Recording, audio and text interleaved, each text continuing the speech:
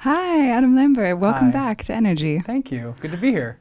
Well, you just dropped your new EP, Velvet, Side A, I to did. rave reviews. Some have Thank called it you. your best work ever. Oh, thank you. Can you take us into the inspiration behind these 6 songs? Yes, Velvet, the whole body of work, is inspired by the 70s and the 80s. My parents played a lot of albums when I was growing up. So it's sort of like my love letter to them, really, to the music that I heard in the house that made me probably the musician that I am. So this is Side A. What can we expect? Is there something more different that we can expect from Side B? You know, it's pretty cohesive. It's. I think after I drop Side B, it'll be a whole complete album. So it's one world. A Gesamtkunstwerk, as the Germans say. Nice. Well, it begs the question, of course, you're busy as hell, regarding time and also focus. How do you balance your own solo work with being the frontman of a band as massive as Queen? Denial. But also, it's, you know, the Queen stuff is, we usually only work for about 6 to 7 weeks at a time. You know, that's how long the North American tour was. And so it's just like totally intense. Yeah, it's like nonstop. But then, you know, when the tour's over, it ended, like this last one ended in August. So now I'm free to work on my own stuff. So it actually works out pretty well. I can just kind of juggle. Yeah. First one, then the other. Yeah. This hat. But I mean, truthfully, it's all me anyway. It's not like I'm having to like play a part or take on some. It's all me. You know what I mean? And so I think, and especially now, I think with Velvet, I think the sonic sort of inspiration for Velvet is a lot closer to the world of Queen than my past records. Sort of like a bridge. Yeah. It's like an easier switch to make. Nice. Yeah. Well, it's got to help, though, to have like some serious chunks of time to get in the studio, work on your own material. Absolutely. Yeah. It's been, I took a long time on this project. I took like almost 4 years to work on it. And part of that was because I just wanted it to be great. You know, I wanted to really hone in on songs that I felt were special, that felt like me. And also, the longer I sat with these song ideas, the more I learned the song and it became part of my body. So when it became time to put the final vocal in, I could really feel it. Like I really knew and lived inside of the song by the time I recorded them. Sweet. Yeah. Well, speaking of studio time, you've written and collaborated with some of the biggest legends in the business, from Max Martin to Pink, Lady Gaga. Yeah. Is there like a specific memory that stands out? Like, who is the most inspirational or productive when you get in the studio with that person? You're like, okay, wow, it's really flowing. I am so lucky that I've worked with so many great people. The stuff with Max Martin was really cool. I mean, he's such a like a cool, chilled out dude. His whole team of other writers and stuff that are there, everybody's like really relaxed. They're all Swedish, you know, or almost all of them. And yeah, it was like a very like relaxed way of working, which I really liked. My memories of working with Lady Gaga were that we got into the studio one day. This was almost 10 years ago now. So we were in the studio and I was singing a song that she wrote called Fever for my first album. And we did a bunch of takes of it, and then we kind of stopped and ate lunch, and then just started drinking. So it was pretty rock and roll. Sweet, nice. Yeah. Saw you recently met Youngblood. Yeah, Is I there did. Potential collab in the I don't pipeline? know. I mean, I love his. I just love his makeup. He's a really cool dude. I was really excited to meet him. I love how he sort of like evokes this like throwback '90s thing. Like, I remember, I mean, he's younger than me, so I remember the first time around when like artists looked and acted and kind of performed in the way that he's sort of approaching his material, and it's very nostalgic. I really like it. It's interesting with the 90s thing. It's like deja vu. You're like, we had this, but it was different, but now it's back. But it's back. And it's kind of the same, but it's not. Yeah, it's cool. It's all the same except for a trap beat. True. Yeah. So back in the day, you actually lived in Berlin for a few months, right? I did, when I was like 22. City's changed a little. I think the rent's more expensive, but otherwise, you know. What were some of your favorite things about it back in the day? You know, when I got to Berlin, I was very innocent. I was very wholesome,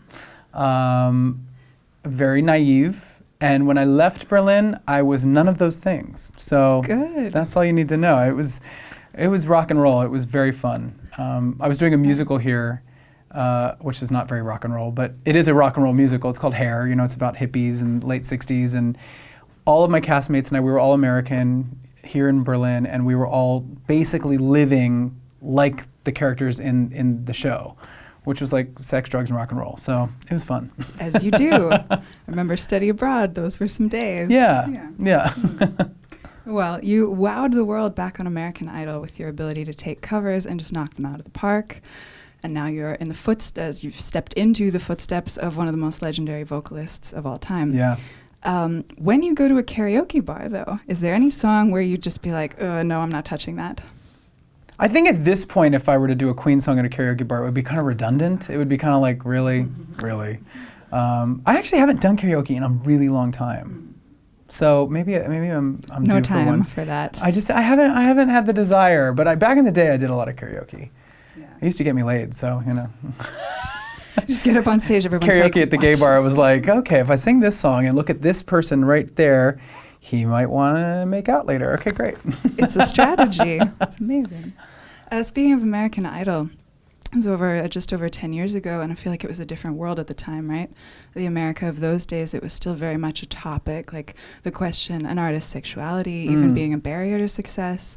And nowadays, we have your success. We also have icons like Troye Sivan, Haley Kiyoko, and even a Democratic presidential candidate, happily married and openly gay. Yeah. Do you think that's one of the maybe few areas where America really has reached like real social progress?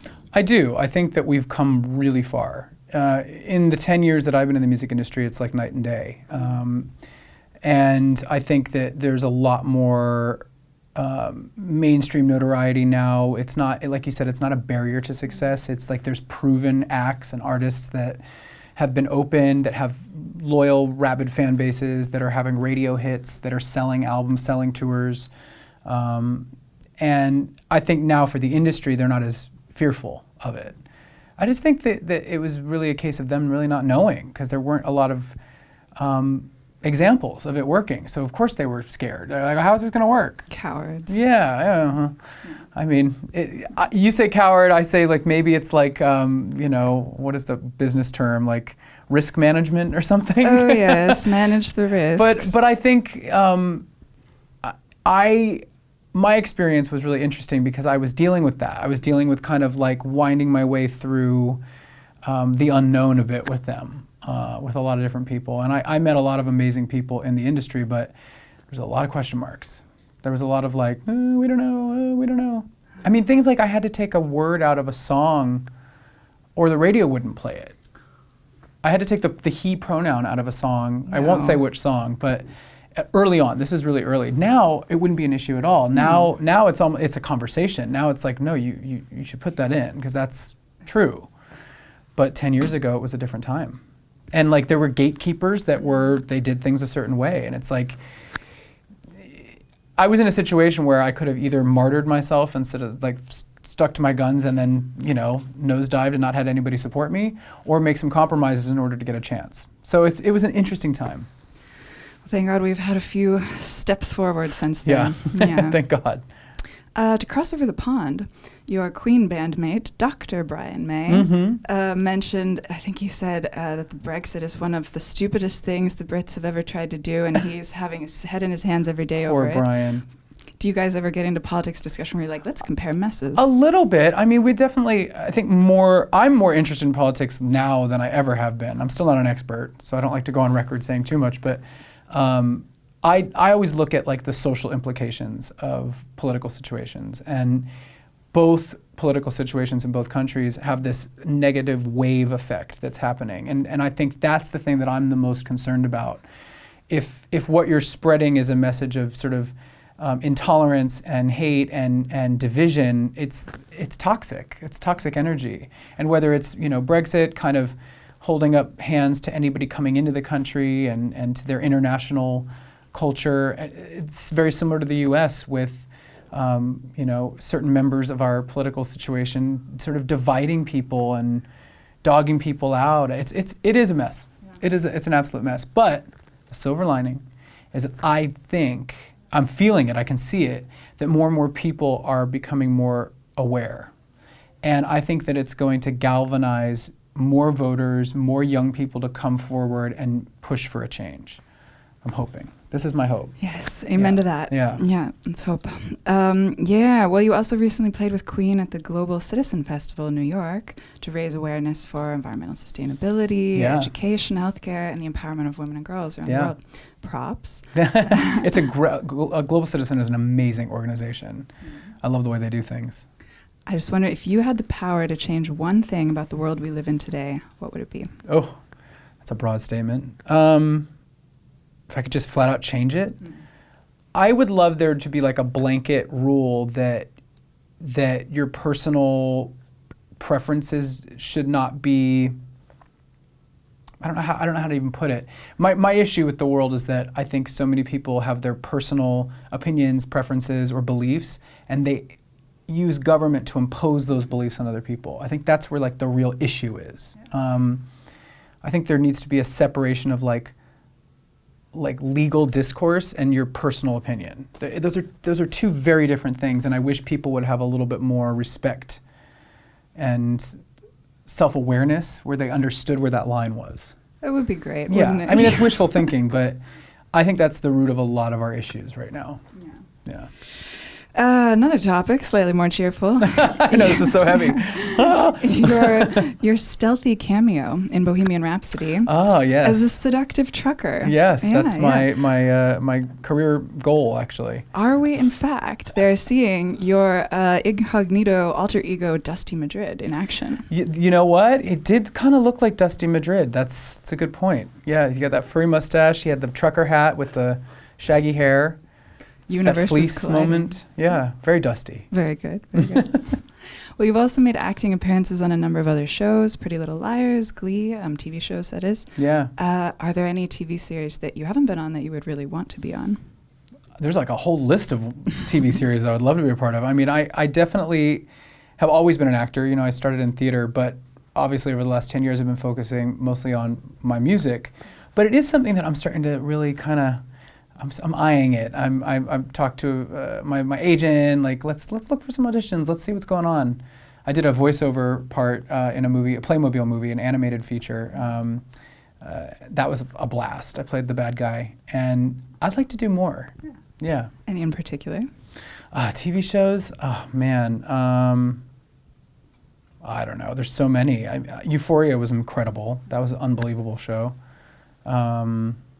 Fleabag, love that show. I mean, that's a British series, but maybe there could be an American that rolls up, right? Yeah, we can adapt it. Yeah.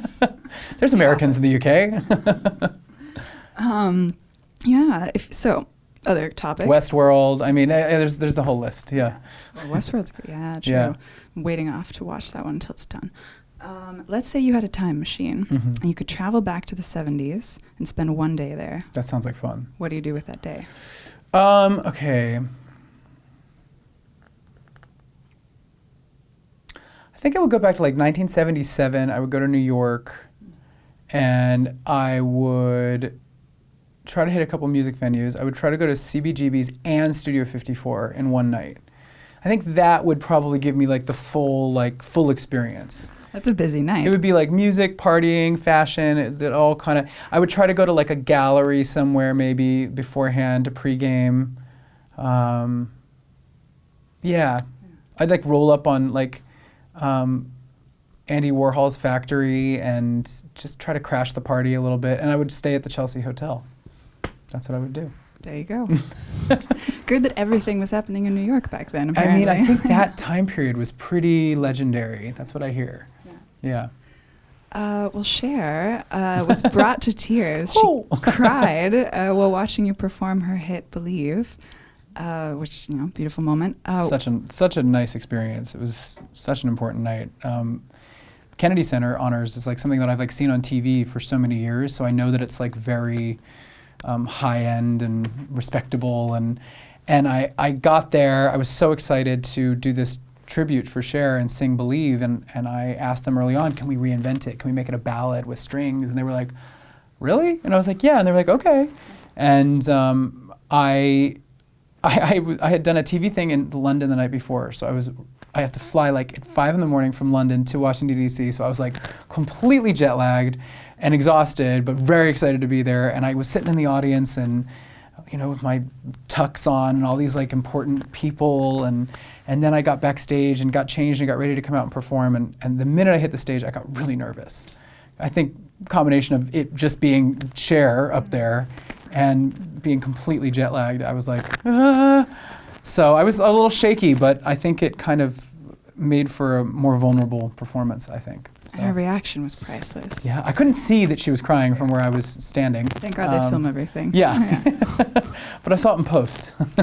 What was the last time that you were moved to tears by music or a piece of art in general?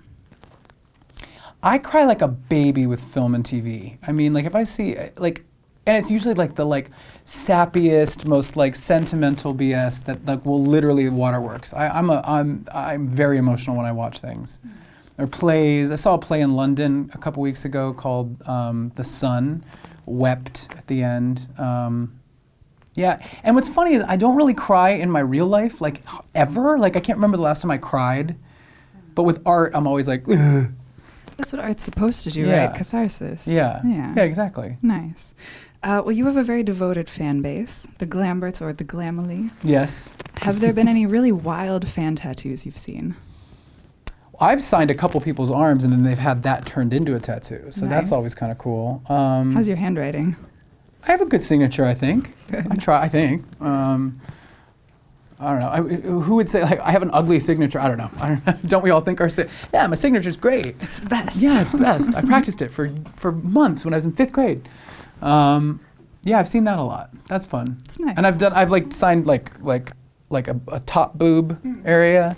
I've signed like a thigh of a tramp stamp tattoo. I've signed all parts of the body. Perfect. Almost all. Good. What is one thing that's always on your tour hospitality rider? Tequila. Good tequila. I Tequila. did see something. You were on the show, the chatty guy? Yeah. Favorite brand of tequila? It's probably Clase Azul. Right. There's only a couple things that I'm super snobby about. Otherwise, I'm really actually very normal and down to earth. And like Good tequila. Good tequila is like it's like, some people like good wine. Some people are beer snobs. I'm a tequila snob. Yeah, you can't be drinking this like bleach business. Well, because there's a lot of bad tequila out there, and it makes you feel like crap. So, if you drink like the good kind, you feel great. Yeah. Smooth. Smooth. Like velvet. Yeah. Perfect. And no hangover.